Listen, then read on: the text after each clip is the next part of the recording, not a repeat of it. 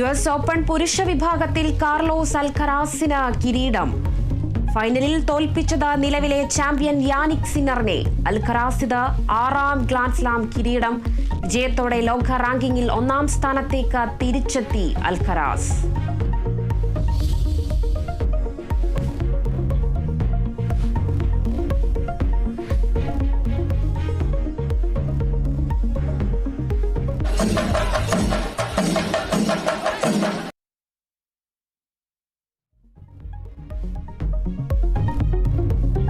തൃശൂരിൽ പുലിക്കളി ആവേശത്തിന് ഇനി മണിക്കൂറുകൾ മാത്രം. നഗരം കീഴടക്കാനൊരുങ്ങി പുലിക്കൂട്ടം.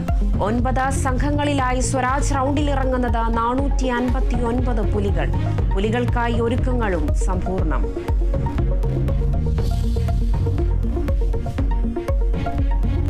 ധർമ്മസ്ഥല കേസിൽ കോഴിക്കോട് പോക്കുന്ന് സ്വദേശി മനാഫ് പ്രത്യേക അന്വേഷണ സംഘത്തിനു മുൻപിൽ ഹാജരാക്കും. കൈവശമുള്ള തെളിവുകളുമായി ഹാജരാകാനാണ് നിർദ്ദേശം.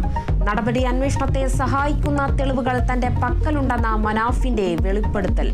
6.5 വർഷം മുൻപ് കാണാതായ കോഴിക്കോട് ചുങ്കം സ്വദേശി വിജിലിനായി ചതുപ്പിൽ തിരച്ചിൽ പുനരാരംഭിക്കും. തിരച്ചിൽ മൃതദേഹ അവശിഷ്ടങ്ങൾ കണ്ടെത്താൻ കഴിയുന്ന റഡാർ സഹായത്തോടെ.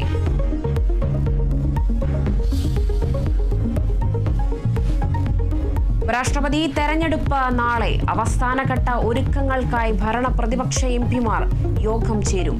NDA എംപിമാർക്ക് പ്രധാനമന്ത്രിയുടെ അത്താഴ വിരുന്ന് ഇന്ന്. വോട്ടെടുപ്പിന്റെ മോക്ക് ഡ്രില്ല് ഉച്ചയ്ക്ക്.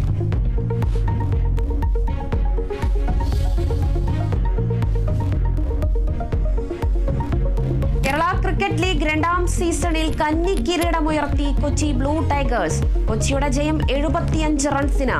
കഴിഞ്ഞ തവണ ചാമ്പ്യന്മാരായിരുന്ന കൊല്ലം സെയിലേഴ്സിനെ പരാജയപ്പെടുത്തി.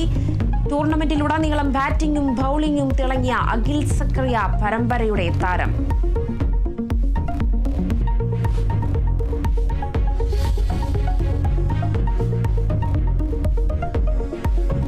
അമേരിക്കയുടെ പ്രതികാര ചുങ്ക നടപടികളെ പ്രതിരോധിക്കാൻ ബ്രിക്സ് അംഗരാജ്യങ്ങൾ ഇന്ന് ഓൺലൈനിലായി യോഗം ചേരും. യോഗം വിളിച്ചത് Brazil president Lula da Silva.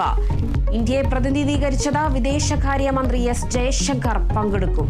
Russian president പുടിനും ചൈനീസ് പ്രസിഡന്റ് ഷീ ജിൻപിങ്ങും യോഗത്തിൽ പങ്കെടുക്കുമെന്നും റിപ്പോർട്ടുകൾ.